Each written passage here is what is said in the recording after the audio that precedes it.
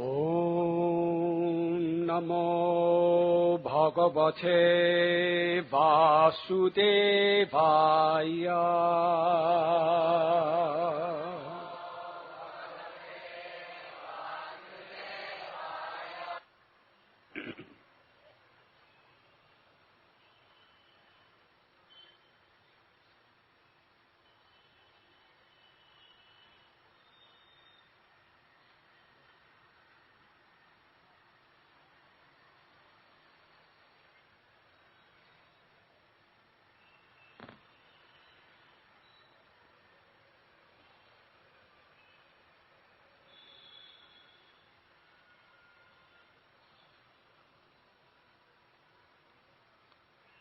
Tubhyo Namo Yuvabhyo Nama Avadhupya Ye Brahmanakam Avadhuta Lingas Sharanti Tebhya Shivamastu Ragyam. I offer my respectful obeisances unto the great personalities, whether they walk on the earth's surface as children, young boys, avadhutas, or great Brahmans. Even if they are hidden under the different guises, I offer my respects to all of them. By their mercy, may there be good fortune in the royal dynasties that are always offending them. Purport. By His divine grace, A.C. Bhaktivedanta Swami Prabhupada.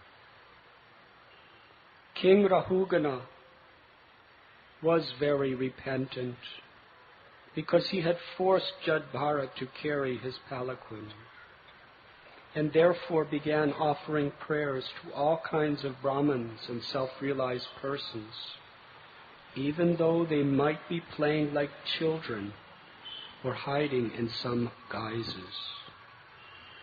The 4 Kumaras walked everywhere in the guise of 5-year-old boys. And similarly, there are many Brahmins, knowers of Brahman, who traverse the globe, either as young men, children, or avadhutas. Being puffed up due to their position, the royal dynasties generally offend such great personalities. Therefore, King Rahugana began to offer his respectful obeisances unto them, so that the offensive royal dynasties might not glide down into a hellish condition. If one offends a great personality, the Supreme Personality of Godhead does not excuse one. Although the great personalities themselves might not take offense.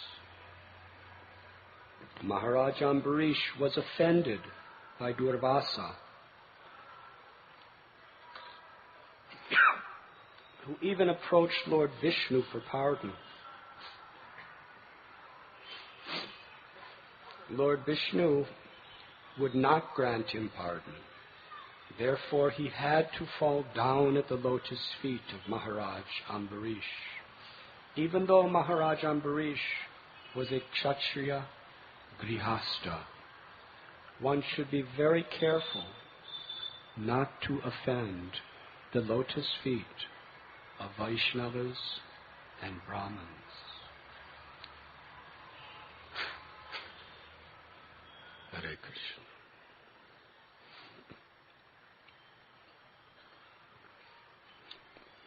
In today's purport,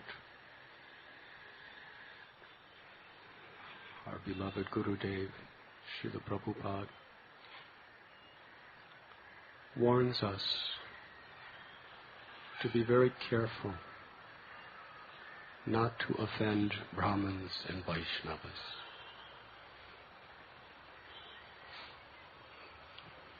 It is said in this regard that the dust on the feet of a devotee is very powerful. It has the power to liberate us from all suffering, to open the doors to the spiritual world. It also has the power to destroy our spiritual lives and inflict us in a situation of unbearable pain. When we serve the dust of the feet of a devotee,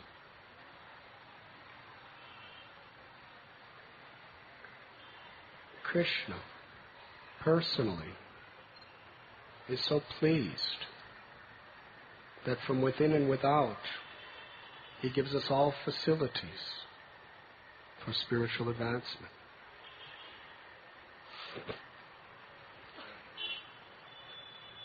It is said in Bhagavatam that Krishna took the form of a little baby, Gopal. He was floating in the ocean on top of a leaf of a banyan tree. And in that form he was sucking on his toe. Why? Because his devotees, they endure great sacrifices. Sometimes they're willing to be persecuted, tortured, and killed. They're willing to give up those things that are so dear to everyone within the material creation. Even what the demigods are longing for and fighting for, devotees give it up. Why? Just to taste a speck of dust from the lotus feet of the Supreme Lord. So Krishna wanted to see what that dust tasted like. As a baby, babies naturally suck their toes. At least that's what I have been told. To see what is the nectar that the devotees are so anxious for.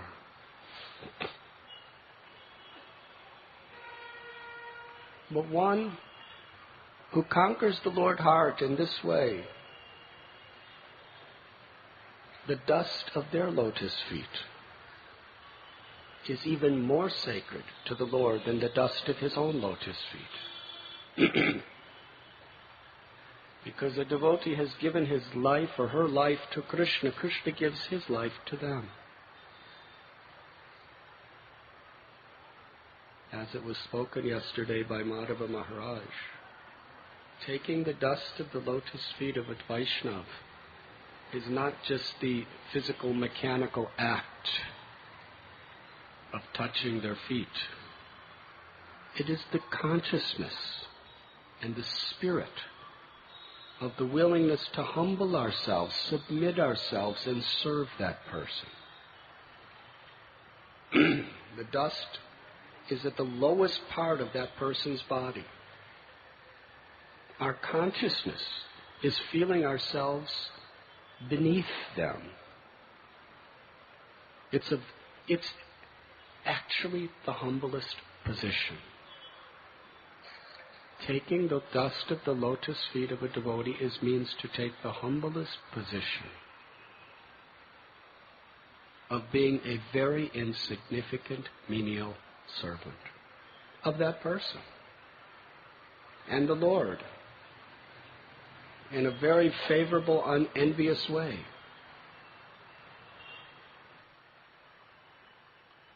And one who approaches a devotee like that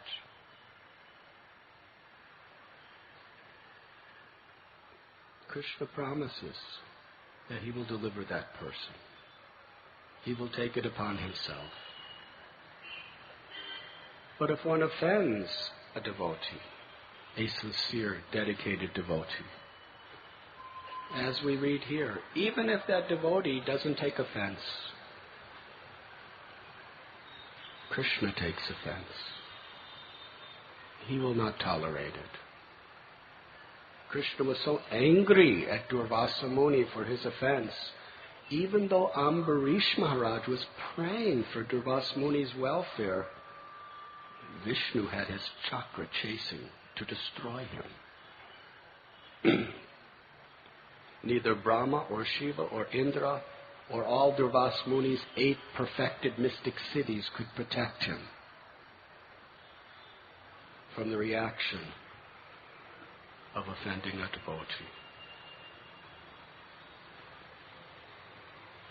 Vishnu himself said, I cannot protect you. Krishna is the supreme shelter of all living beings. If Krishna can't protect us, then what hope do we have? Krishna said, I have no power to protect you, because I am so angry that you offended my devotee. Only if that devotee forgives you do I have the power to protect you. That is the degree that Krishna is bound by the love of his devotee.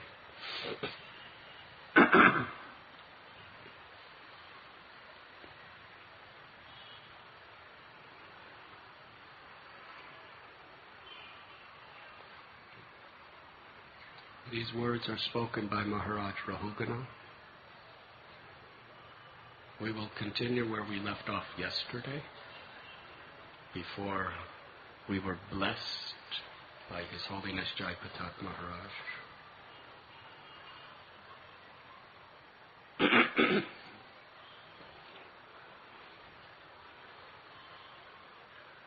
We left off where Bharat Maharaj, after leaving a most beautiful, chaste, faithful, devoted queen, obedient, educated, absolutely well-behaved children, the most magnificent palace and wealth in the entire earth, finest foods, best clothing. He left it all. He wasn't even very old by standards of that age. And went to the forest, where he did his sadhana so well. He was preparing all his life by performing his sadhana. And this was the culmination, where there was nothing else for him to do. But then he was distracted by this little helpless deer.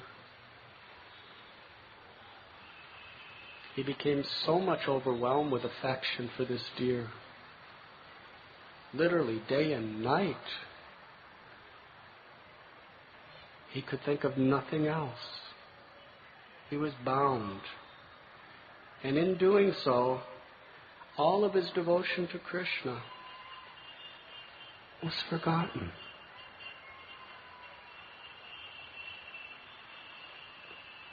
He had no proper association. He was alone. And somehow or other he gave up his spiritual practices, his sadhana. Therefore he fell deeply into illusion.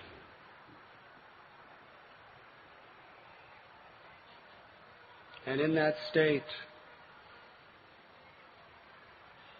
he was dying. The end of his life was near. And the little deer was sitting next to him as he was dying. The deer was terribly aggrieved. Bharat was her shelter,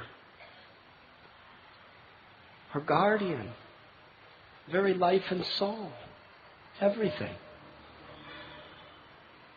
Shukadev Goswami says that that deer was sitting beside him, just like his own loving son, lamenting, seeing her father about to die. And when Bharat saw the deer in so much anxiety, with such tears in her eyes, with such love and attachment for him, more than ever, his heart was just filled with affection for that deer and worries for what will happen to the deer when I leave. And in that state of mind, he died.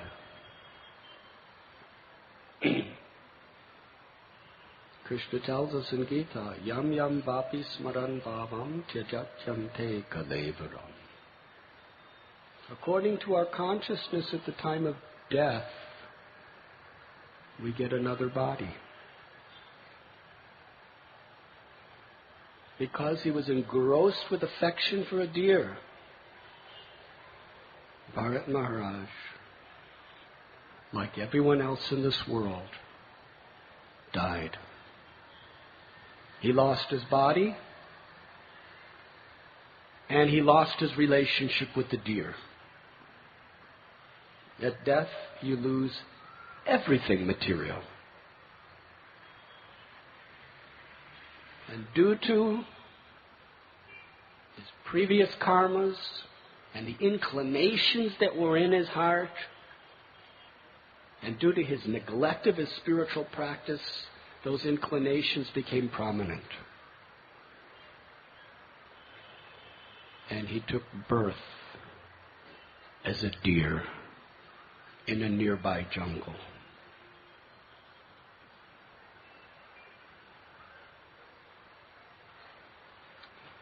Srila Prabhupada asks a very, very relevant question in this regard. How is it possible? Krishna promises us in Bhagavad Gita, Neha vikramanasosti pratyavayo nividyate swalpam apyasya dharmasya trayate mahato bhayat.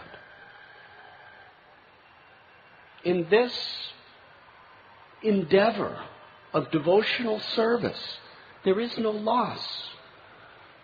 Any action in Krishna consciousness is eternal.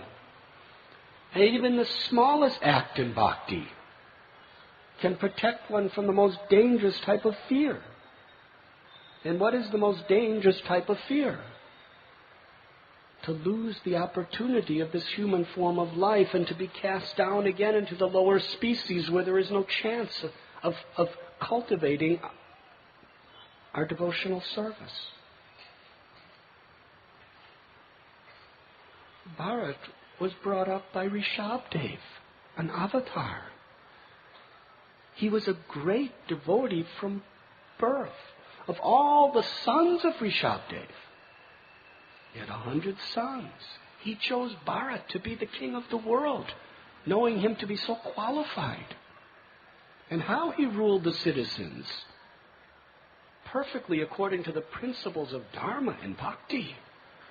And how he exemplary left everything behind,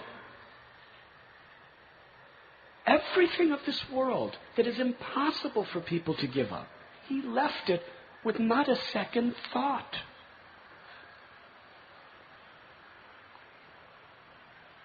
And he was absorbed in hearing the glories of the Lord, in chanting the holy names of the Lord, in worshiping the deity of the Lord, in remembering the Lord, in praying to the Lord. 24 hours a day practically, he was immersed in that way. Why? Why did he have to take the birth of a lower animal? Because of one deliberate mistake.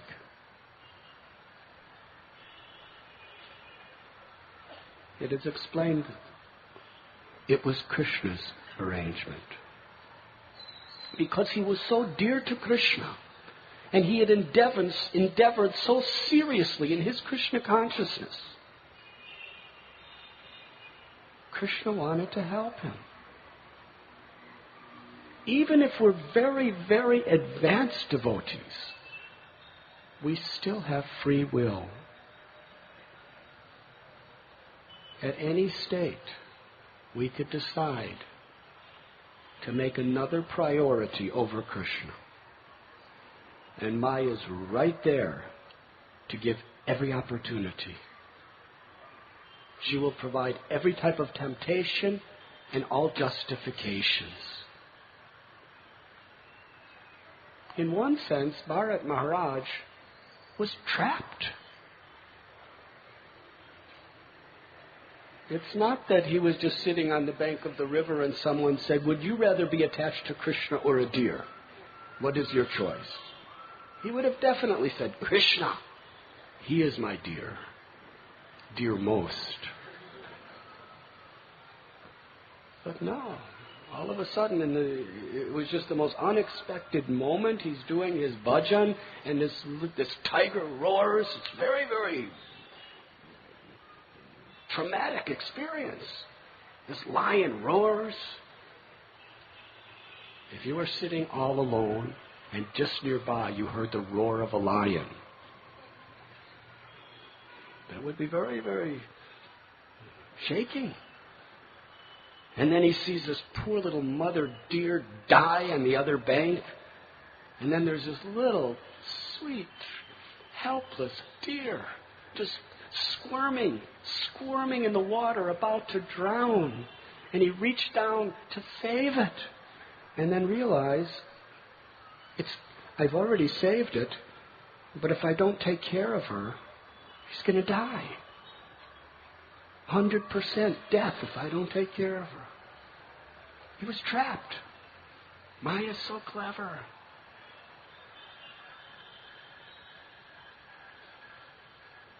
And when you associate, you become very much affected by what and who you associate with.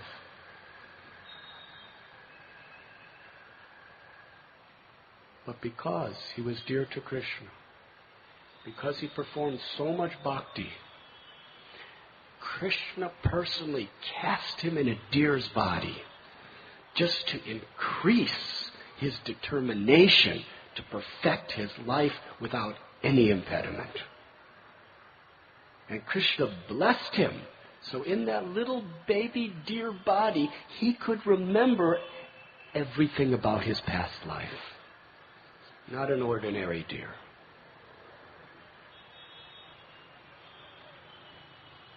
And as soon as he was born, even in human life, most babies are they don't know what's going on. Yes? They just look around and cry. They don't know who they're with or who they are or what they're doing or where they are. It takes some time. But this little deer, as soon as he came out of the womb, he just understood, what have I done? I gave up everything of this world for Krishna, and when I was this far from the perfection of life of going back to Godhead, I got trapped by attachment to a deer. I wasted so much of my time. He repented. He begged forgiveness from Krishna. That he rejected the Lord of his heart for a material thing. He wasted so much of his time at the very end of his life.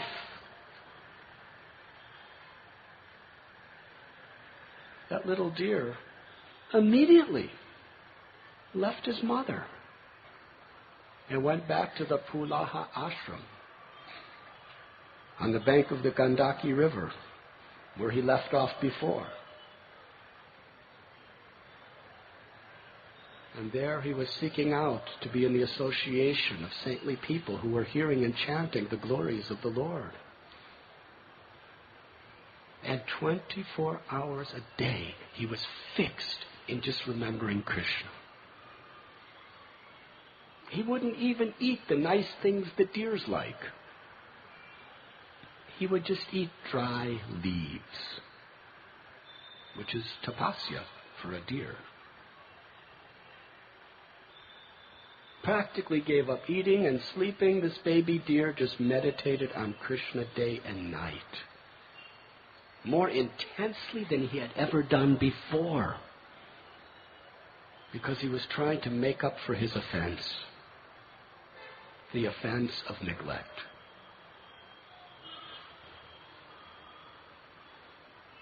In this way, he was just waiting to die.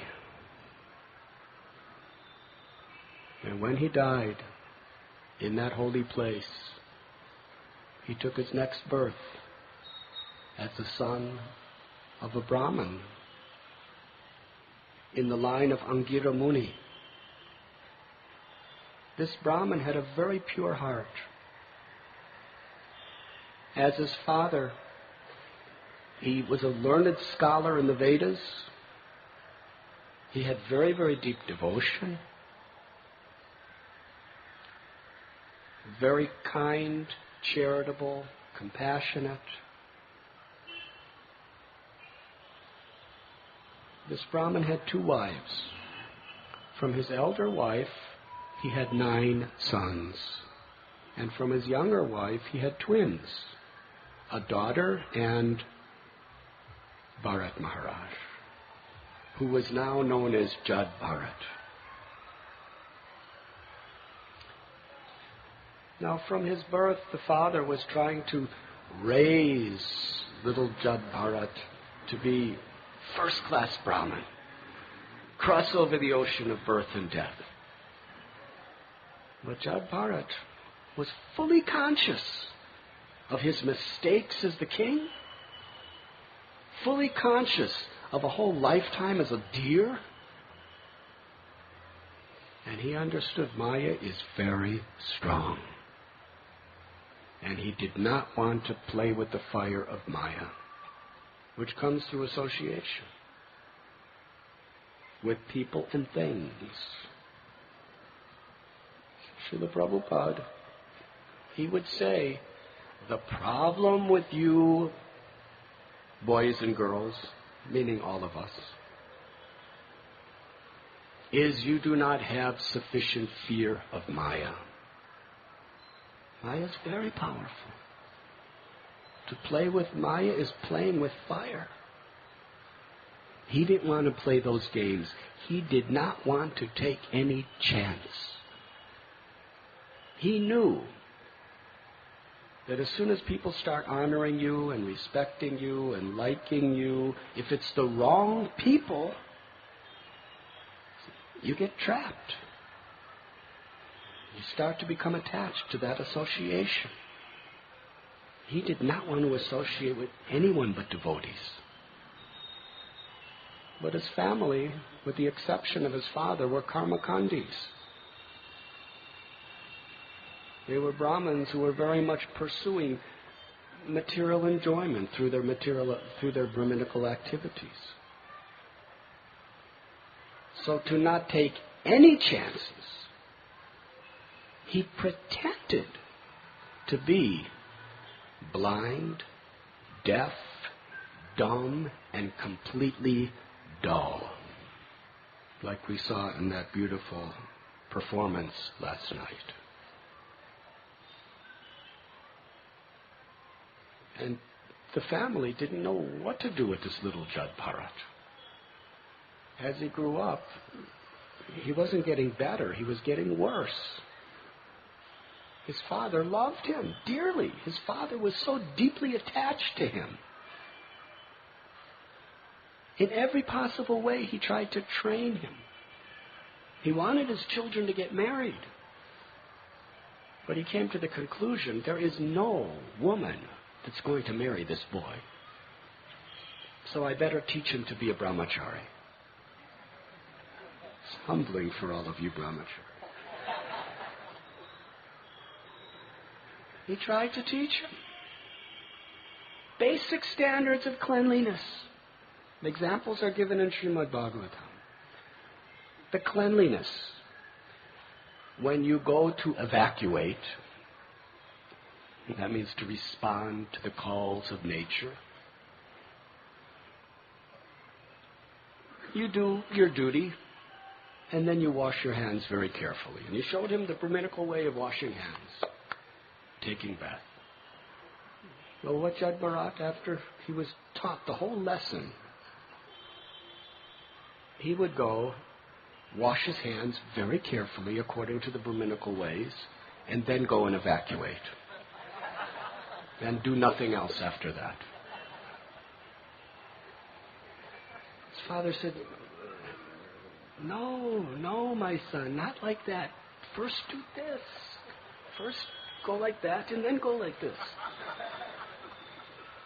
And he would just be looking into outer space and shake his head like, he wouldn't say anything. Like, yes. Then Father would say, now do it. And he would evacuate. No, he would wash his hands and he would evacuate. Everything like this. He tried to teach him scripture. He would just look, not say a word. His father tried to teach him the Gayatri Mantra. 4 months he tried to teach his son this one line of the Gayatri Mantra. After 4 months, finally the father gave up. I can't teach him. He still hasn't learned. Whatever he was taught, he would expertly do it just the opposite. And people thought he was a madman, a fool, somebody his brain was handicapped from birth. But the amazing thing is he was acting. He was a completely self-realized soul. He was perceiving Krishna, the Paramatma, within his heart. He was seeing the Paramatma in every living being's heart. He was completely detached from anything material and was a compassionate being who was absolutely non-envious friend of all living beings. He was Narottam. He was a first-class human being with all knowledge of all scripture inherently manifesting within him. But he knew, even at that advanced platform, he could fall down if he gets trapped by wrong association. And he did not want to take any chances. So he pretended to be so stupid. And except for his father, who with a pained heart loved him so dearly, tried in every possible way to help his son, everyone else ridiculed him, pushed him around, and treated him harshly, cruelly. But he was happy. He was happy to be treated cruelly. He was happy to be blasphemed and criticized and tortured. He didn't mind, because he was Atmarama. He was self-satisfied, thinking of Krishna. Pratishta is a very, very great impediment. Wealth, the opposite sex, and prestige. Kanaka, Kamini, Pratishta. These 3 are great pitfalls for one on the spiritual path. He was behaving in such a way that nobody would give him anything. Nobody would ever marry him. And everybody just ridiculed him. Very safe position. Anyways, the father tried to do everything. Father was very attached to his family, his home, his children. So much attached that, like everyone else, he forgot that death would come. But death did not forget him, nor will it forget anyone else. He died. And Jada Bharata's wife, she was in such trauma that she entrusted Jada Bharata to her elder co-wife, and she went and ended her life with her husband's. This elder wife, his stepmother, was not at all kind to him. And his stepbrothers hated him. They thought he was just an embarrassment to the family, and he was just a useless fool. They would ridicule him. They would torture him. They would give him to eat rotten grains that had been eaten by worms, moldy, horrible. And he would just take it in a very gracious way and eat it. He was happy. And they wouldn't give him food unless he worked. They would put him out into the fields to do work. And where he was supposed to make the higher part of the land even with the lower part of the land, he would dig from the lower part and make the higher part higher. And they would beat him. They'd give him some rotten grains or some spoiled food, and he would just eat it. He was completely indifferent. He didn't care. He was self-realized. And finally, they just thought him so useless as a job so that they could give him some rotten grains. He had to sit on a high platform in an agricultural field all night long, and he was supposed to scare the deer and the wild pigs away when they came to eat the crops. So he was just sitting there, totally fixed in Krishna consciousness. But anyone who looked at him, he just looked like a madman. It was at that time that the leader of a band of dacoits wanted to have a son. So he felt that in order to get the favor of the goddess Kali, we will perform a human sacrifice. And the type of sacrifice required a man-animal. That means a man who is crazy like an animal. And they had one. But just before the puja, that man-animal escaped. So the dacoit was really, he's a violent man, really violent. He ordered his gang members, find me that man-animal. So they were searching all day, all night. They couldn't find him anywhere. But in the middle of the night, they came to this agricultural field and they saw Jada Bharata just sitting there, completely dull. So they grabbed him, they carried him away, and they brought him to their leader. And he examined his body. He was very strong. Somehow or other, Jada Bharata had a really strong body. So they thought, what a magnificent offering to the goddess. They bathed him. Then they dressed him in fine clothes, anointed him with scented oils, put ornaments and garlands on him. And Jada Bharata was just standing there.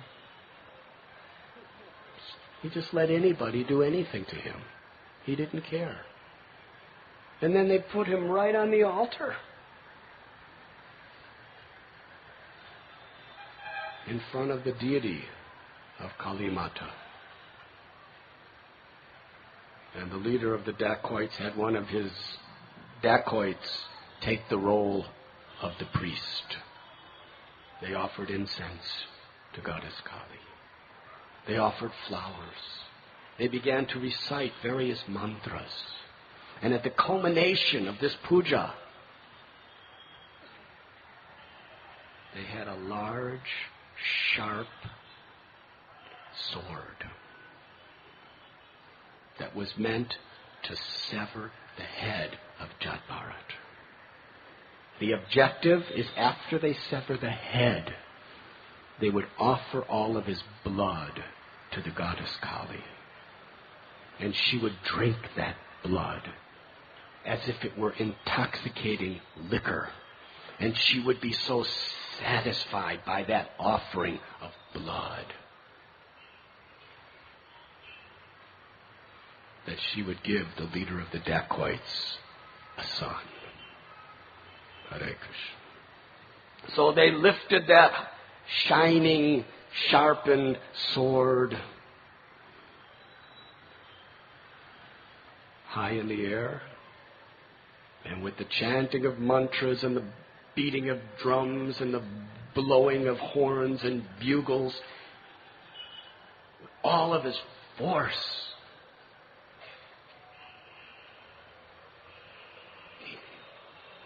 he dashed his arm down to cut off the head of the Lord's devotee.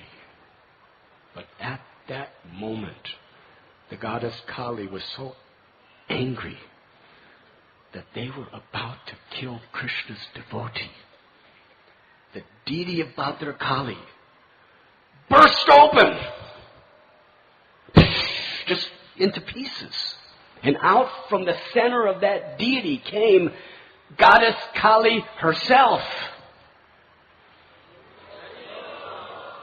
She stood on the altar. Her eyes were red as hot coals. She opened her lips and showed her curved, sharp teeth. Her red tongue hung below. She screamed in anger, grabbed the sword from the dacoit and cut off his head. Then she went to every one of the dacoits. She cut off their heads. And then she went to the leader of the dacoits and screamed a shrilling, chilling sound and cut off his head. And then appearing from Goddess Kali were a whole band of witches and she-demons who were her associates. And they all started screaming and celebrating the death of these demons who tried to harm Krishna's devotee. They were dancing and singing and screaming. Then they took the blood of all those demons and drank it like liquor. And they all became intoxicated drinking the blood of the dacoits. And then they really had a festival. They were dancing, they were singing, they were just for entertainment. They were picking up the heads of the whole bands and like balls they were tossing them to one another while they were screaming in ecstasy. And after the whole show ended, the goddess Kali approached Jada Bharata and offered her respectful obeisances and blessings. She could not tolerate an offense to a Vaishnava. Yesterday, His Holiness Jagpatak Maharaj told that story about that Brahman. He said his name was Shivananda, and his sons were Sri Krishna and Harirama. They were going to do, for Durga Puja, they were bringing those buffaloes and goats to their father to sacrifice all of them to Durga Devi. But by the association of Ramchandra Kaviraj and Narottam Das Thakur, they became peaceful Vaishnavas, Paradukaduki, who were so kind and compassionate to all living beings. They let all the goats and buffaloes, they let them go. And when they came home, ultimately the father was outraged. Where are the buffaloes and goats I paid for? He says, we let them go. We are Vaishnavas. Now we are chanting Hare Krishna. He was so angry. He hated Vaishnavas. He hated Vaishnavas. It was the worst possible thing. So we heard about how his two sons defeated all the pundits of the village. And then somebody that they preached to in the village defeated the Digvijay Pandit. The father was absolutely devastated. He was doing all pujas and pujas and pujas to Kali and Durga to save his sons. He came to the point where he was in so much anguish, he was on the verge of death.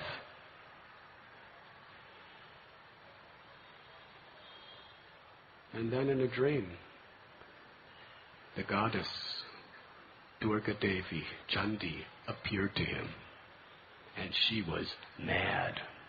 Why are you offending your sons? They are Vaisnavas. Don't you know I am a devotee of Vishnu? Don't you know that I worship and honor Narottam Das Thakur and Ramachandra Kaviraj? You should follow your sons. And then she lifted her chopper and said, or else I will be back.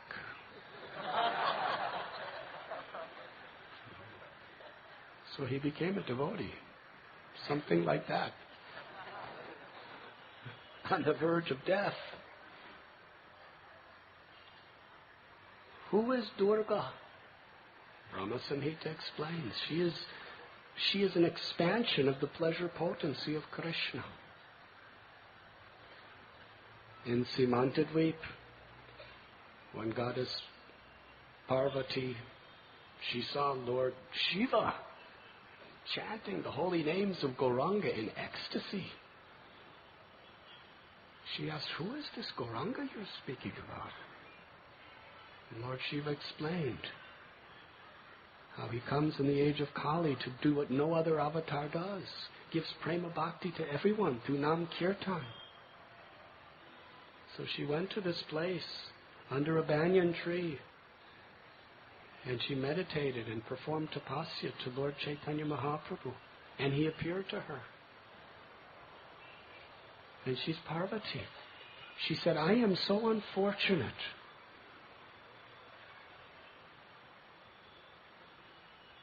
All your devotees want to be with you and want to bring everyone else to you. But my service is to keep everyone away from you. To keep everyone bound by this material existence. And Lord Chaitanya told her that actually you are Srimati Radharani. Radharani, my pleasure potency, she manifests in your form to oversee the entire material existence. Lakshmi, Sita, Radha are the potency of the whole spiritual world. And Durga, Chandi, Kali are the different manifestations of Parvati within this material creation. And Sri Chaitanya Mahaprabhu gave her a place as Prodamaya, where she would be protecting the holy dham of Sri Navadvip Dham.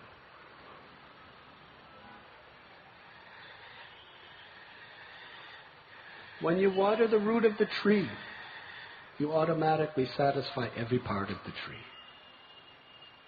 Srimad Bhagavatam tells, when you satisfy Krishna, then all the demigods, all the expansions, all the avatars, they are all fully satisfied. Because Krishna is the root. Krishnastu Bhagavan Swayam. The cause of all causes, the source of everything.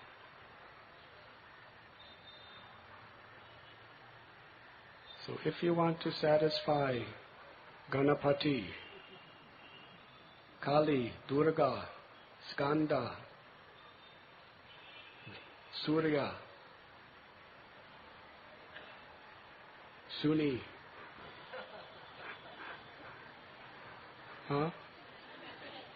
Sunny, Shani. I'm sorry, please. If you want to satisfy all of these different personalities, Hanuman, what is the best way to take shelter of the holy names of Sri Krishna?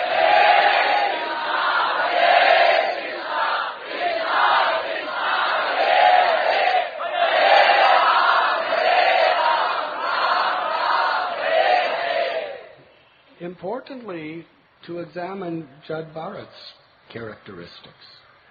He didn't care. He didn't care that his head was going to be cut off. He didn't try to escape. He didn't lodge any arguments. He was completely satisfied. Like Bhakti Vinod Thakur prays, Maro birako bijo ichatoha nityada saprati tua adhikar. My Lord, if you want, you can protect me. If you want, you can kill me. It doesn't matter. I'm your servant. You can do anything you like with me. Srila Prabhupada quotes the great verse of Lord Brahma. Tatenu kampam susamikshamano bunjana evatmakritam vivaga. For a devotee in any situation just thanks Krishna. This is the state of real fearlessness, to completely take shelter of the loving service of the Lord.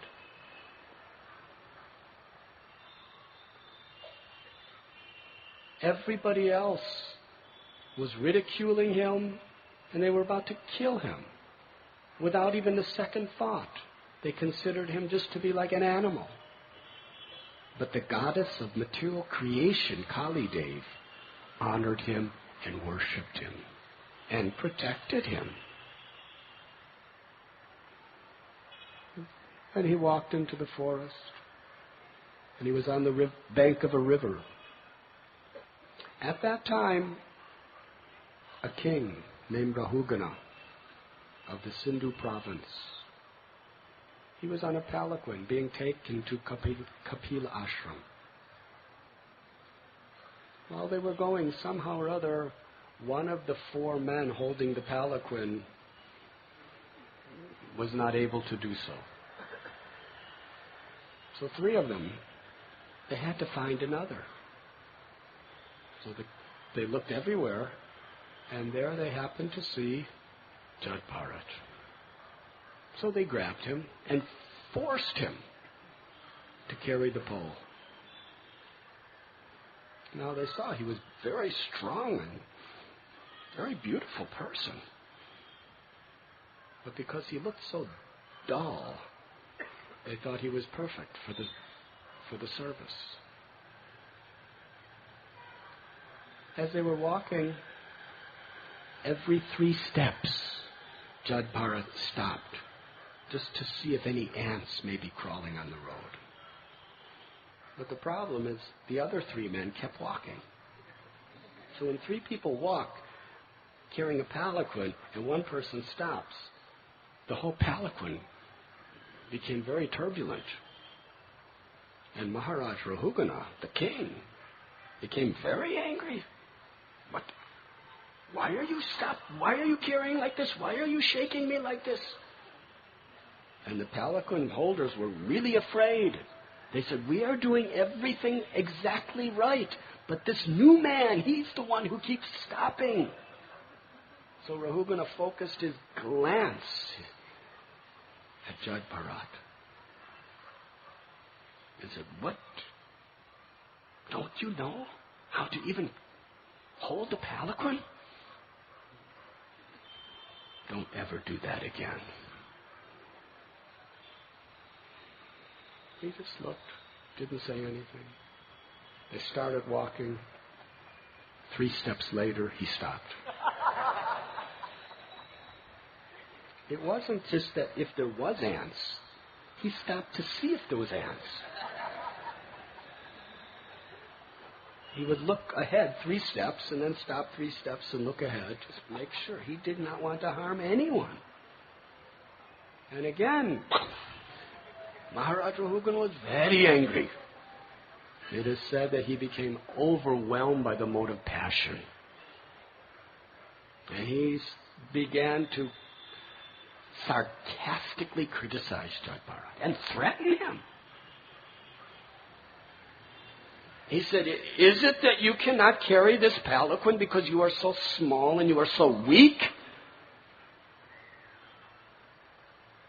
Do you not know that I am the master? I am the king and you are my servant? I have warned you again and again and you continue to disobey my order? Are you a madman? Are you a fool? Do you not know who I am? If you do not obey what I say, then you will be punished for your disobedience, just like Yamaraj punishes the wicked.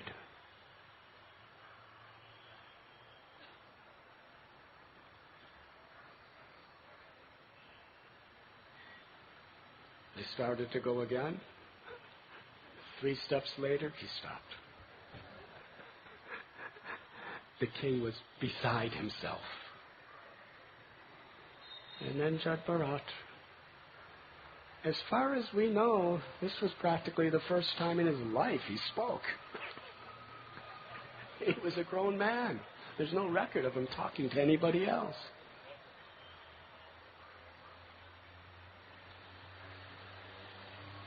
He looked at the king. And he said, my dear king. And he honored him for his position. But then he chastised him. He says, you are speaking like you are a very learned, experienced person, but you are a fool. You don't know what you're talking. He said, what are you saying? Just like this palanquin, the body. The body you're talking about is just like a palanquin that's holding the passenger.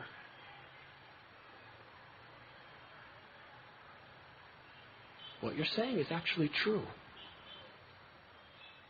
Because the soul, the eternal soul, the source of life, is neither strong or weak, is neither fat or slender, is neither big or small. This material lump of flesh called the material body is what you are so much attached to. But I have no such attachment. I am attached to the eternal soul. And the soul is transcendental to all the considerations of the body. You call yourself my master and I am your servant. It is all temporary. Why should we take it seriously? Because in my next birth, I may be the master and you may be the servant. When King Rahugana heard this, because he had a very strong attachment to hearing discourses of the absolute truth, he was actually a very pious king. He realized, this is a self-realized soul, an avadhuta. I offended him. He came right off of his palanquin and prostrated himself at the lotus feet of Jada Bharata, and with folded hands begged forgiveness.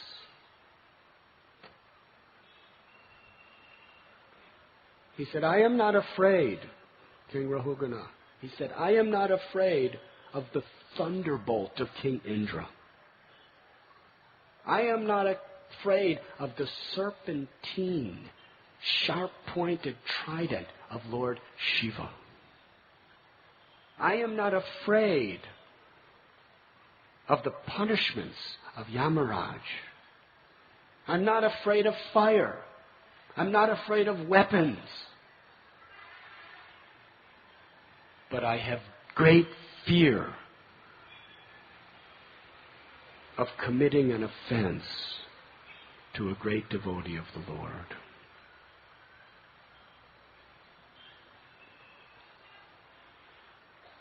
King Rahugana surrendered himself to Jada Bharata as his guru,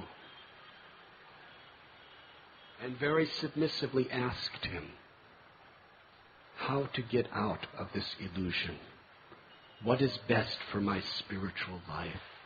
Please instruct me. And Jada Bharata gave beautiful instructions. He explained the reason for all the problems that we are all suffering in this world is the uncontrolled mind. When the mind becomes contaminated by the three modes of material nature, it becomes like an independent, uncontrolled, wild elephant. Tramples our good qualities, obscures knowledge of our real well-being. Because of this uncontrolled mind, becoming so much attached to the things of this world, it is the mind alone that forces the spirit soul to transmigrate through the different species among 8,400,000.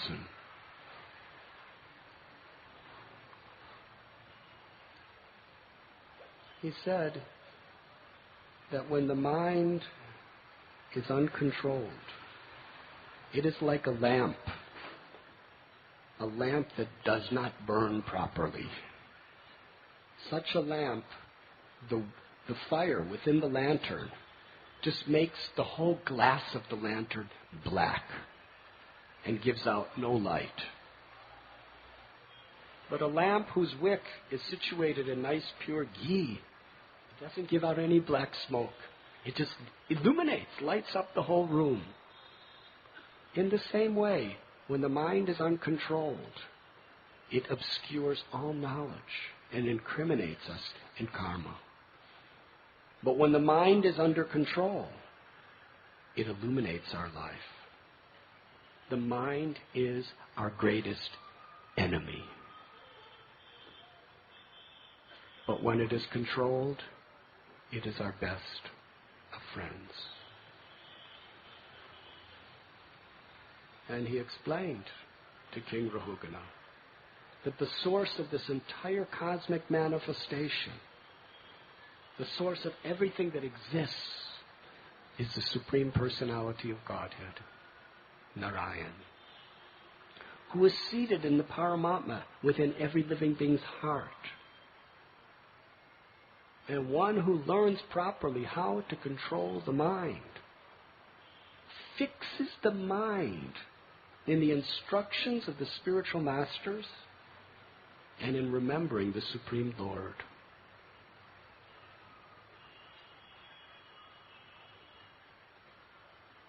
In this regard, Srila Prabhupada, he writes,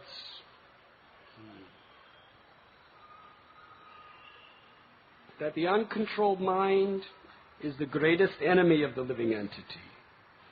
And if one neglects it or gives it a chance, it will grow more and more powerful and will become victorious. Although it is not factual, it is very strong. It covers the constitutional position of the soul. O King, please try to conquer this mind by the weapon of service to the lotus feet of the spiritual master and the Supreme Personality of Godhead. Do this with great care. And Srila Prabhupada explains that there is one easy weapon with which the mind can be conquered. Do you know what that weapon is?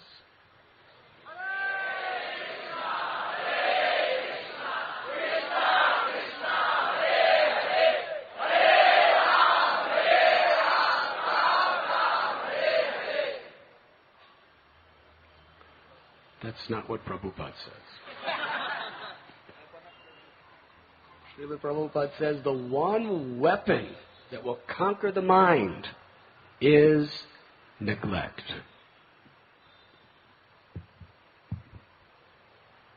The mind is always telling us to do this or that.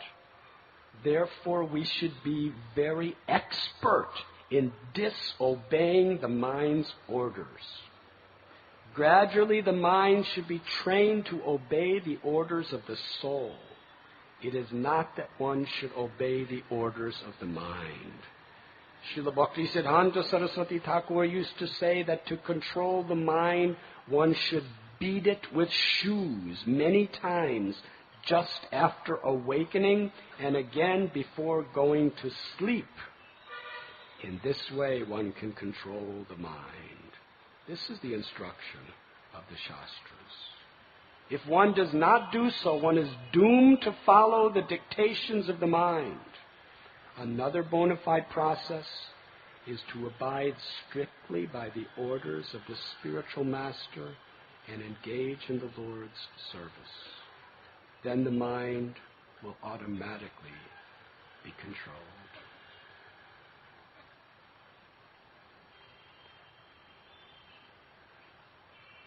Srila Prabhupada explained this in a very nice way. How to neglect the dictations of the mind. By keeping the mind fixed in positive spiritual thoughts, words, and actions. The path of bhakti is so simple and sublime. Param dristvani vartate. It allows us to keep the mind engaged in higher taste, higher experience.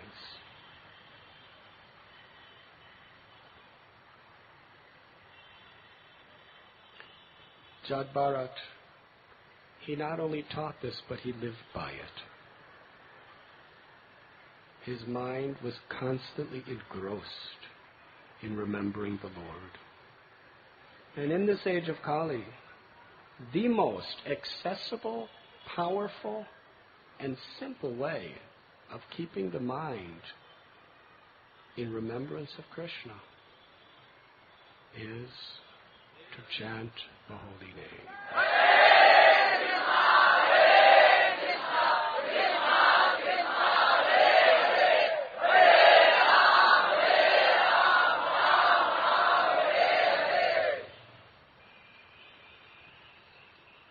Our Purna Yatra is about to end in just a couple hours. Let us take this serious lesson with us. It is the sum and substance of Krishna consciousness. Manmanabhava madbhakto madhyashinam namaskuru. Mame vaishyasi satyam te pratijani priyoshi. Always think of me. Become my devotee. Worship me and offer your homage to me. In this way you will come to me without fail. The most powerful lessons of this story are critical to our spiritual progress. One is to be attentive, to utilize our time very effectively, not to allow anything or anyone in this world to divert our attention away from our sadhana. Even someone as great as Bharat Maharaj fell away from Krishna consciousness and had to suffer an animal body. We need the association of devotees to keep our sadhana strong. This is the very, very strong instruction of Srila Prabhupada and the Srimad Bhagavatam. Our sadhana is our spiritual foundation. If you have a strong foundation, any storm could come, and you will have the strength to endure it. But even if you have the strength, you have to still make that choice. The choice never comes automatically. Maya will attack. If you have good sadhana and you make the right choice, you will be able to withstand it and make progress through the situation. But if you make the right choice, however strong you are, you will fall. But if you're not spiritually strong by your sadhana and association, even if you want to make the right choice, you will be conquered. That is the power of Maya. So we need the association of devotees, and we need to regularly take shelter of the holy name of the Lord and the Srimad Bhagavatam for our spiritual survival. Another message here in this story is that Devarshi Bhutaptinirnam Pitradam Nakinkarinayam Nanicharajam. That by worshipping Krishna, you give the greatest happiness to all the devatas.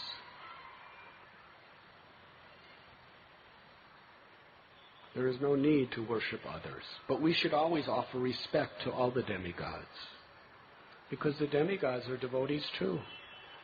If you disrespect a demigod, you are committing Vaishnava aparad. We honor, we respect the devatas, as Sri Chaitanya Mahaprabhu taught us by his own example. But we know that surrendering to Krishna, we get the highest benediction of all the devatas.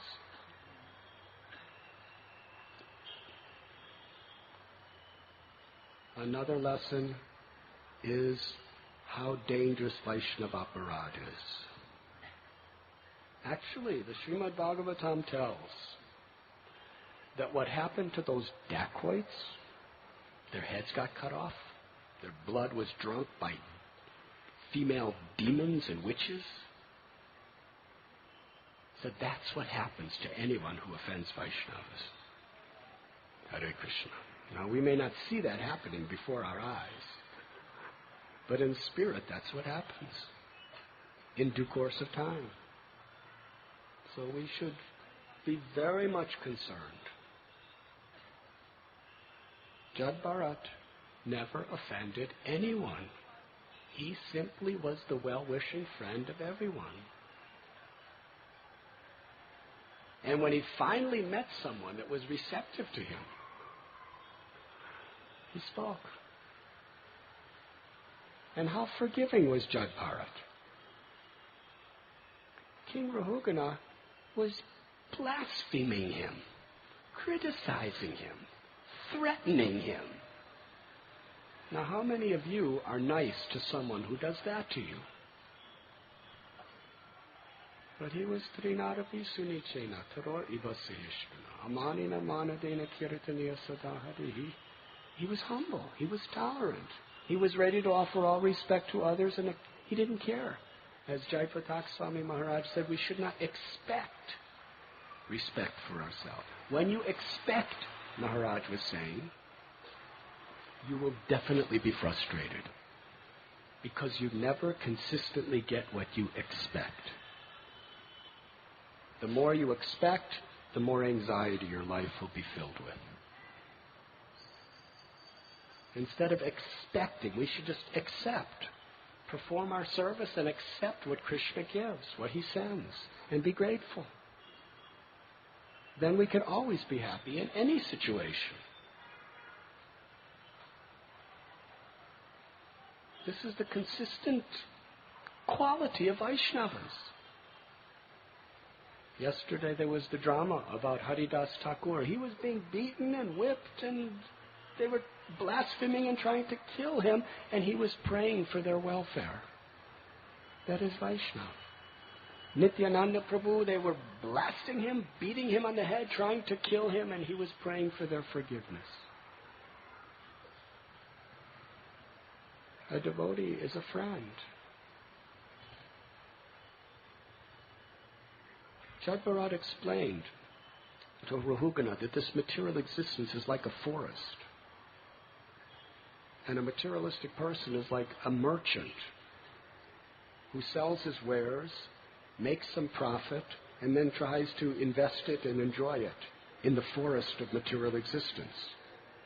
But there are so many mosquitoes and lions and tigers and snakes and dacoits in the form of envious people. Whoever you are, whether you're devotee or not devotee, Try to do something good in this world and see what the result is. People will envy you. Hare Krishna. Sometimes we tell the story of that king in France. He was so great. He built a magnificent palace, which even hundreds of years later, still millions of people go there a year to see this palace.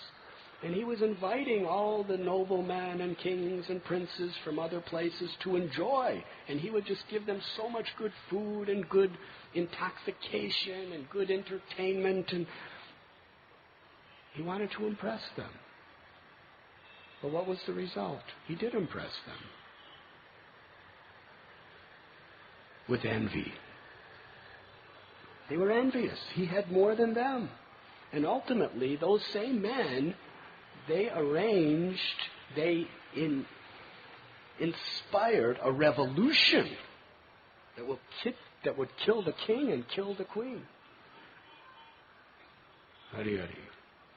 So those people we try to impress by our material expertise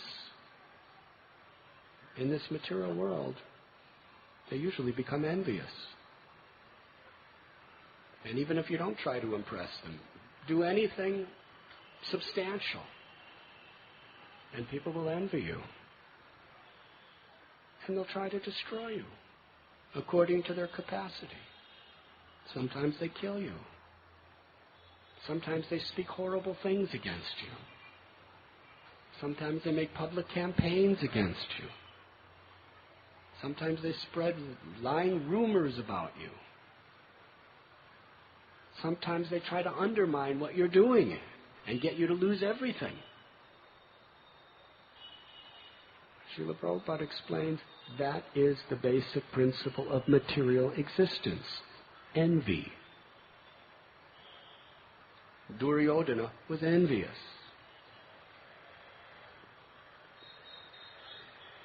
And that was the principle in which the Bhagavad Gita was spoken.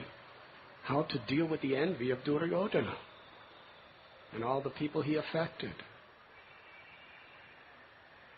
So yes, in this forest of material existence, very difficult place.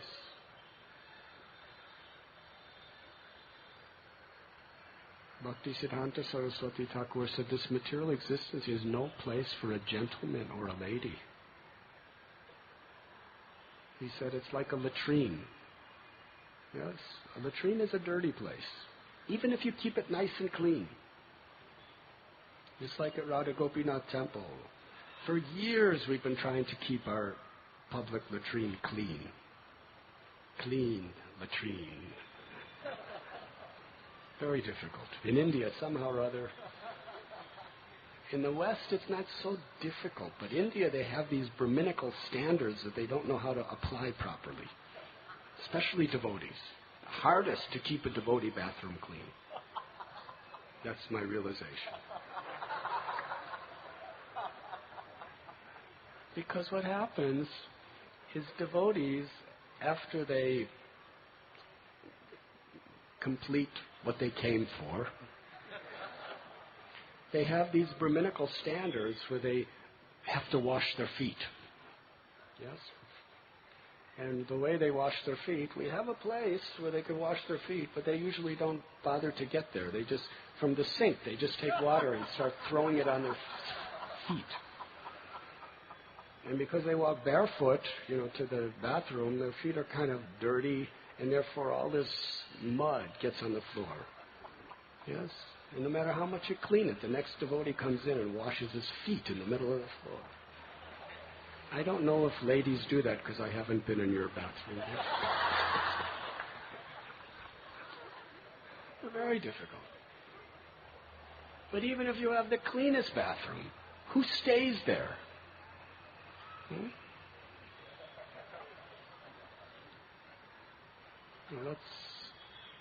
Let's have our meeting in the latrine. It's a place, Bhaktisiddhanta Saraswati Thakur says, you go in and you get out. You do your business and get out. The material world, it's a dirty place. Why is it a dirty place? Because the basic principle of why people are here is envy. And it is that envy alone that causes so much problem in this world. It is the root of lust, anger, false pride, arrogance, war, hatred, and all these karmas that come along with it.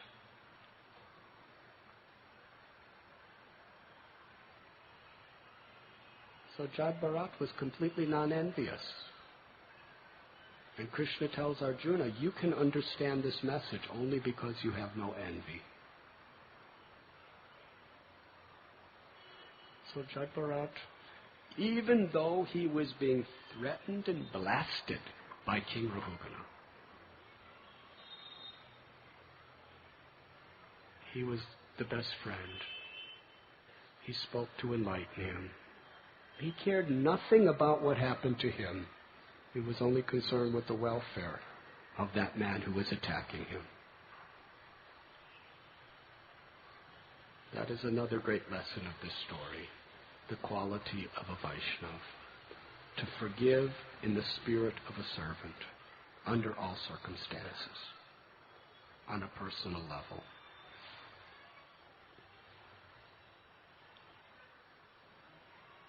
And we also learn about the nature of the mind. Our upliftment or our downfall is all based on how we respond to the mind. Nam Sankirtan is the prime benediction for all humanity, because it helps us to neglect the order of the uncontrolled mind and fill it with the grace of Krishna. So please, as you are leaving from Pune Yatra, take these instructions very seriously. We need each other. We should create a loving, forgiving family based on these principles.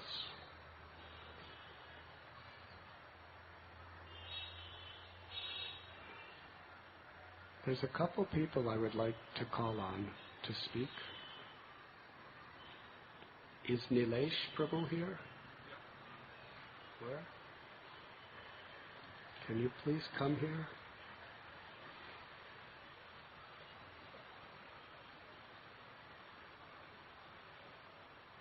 He has an interesting story.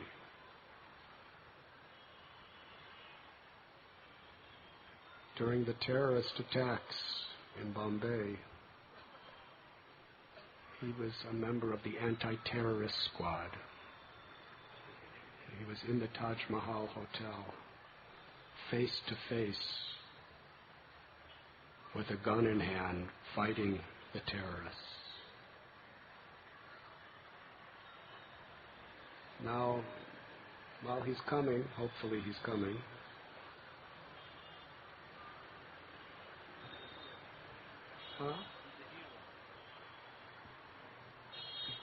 he has some nice realizations. But the mind is kind of like the Taj Mahal Hotel. And somehow or other, we have allowed these terrorists to come in the form of lust, envy, anger, pride, greed, and illusion. And sadhana bhakti means to fight those terrorists.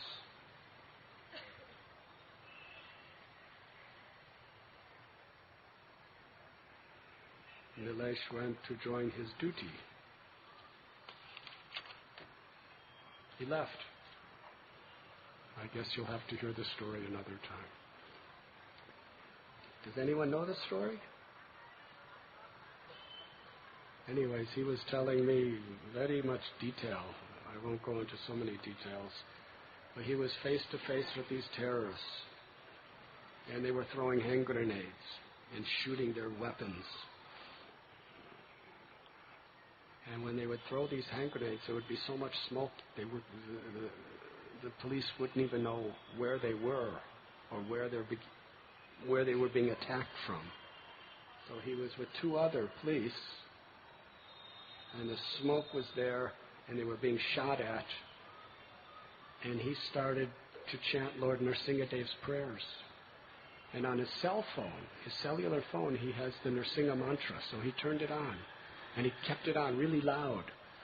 Namaste Narasingaya.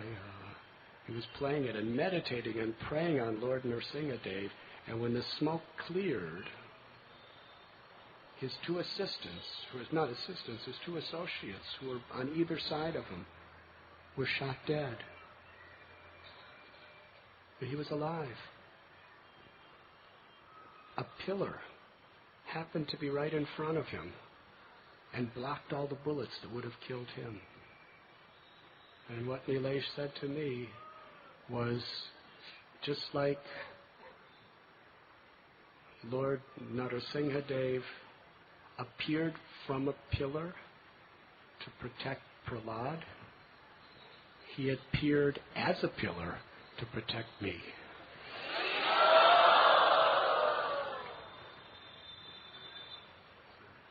So in the Taj Mahal hotel of our mind, when we're being attacked by Maya with the bullets and the hand grenades of lust and envy and anger and pride and greed and illusion and all the smoke of confusion that comes when all of these things happen, our only shelter is to take shelter of the Lord and His holy name.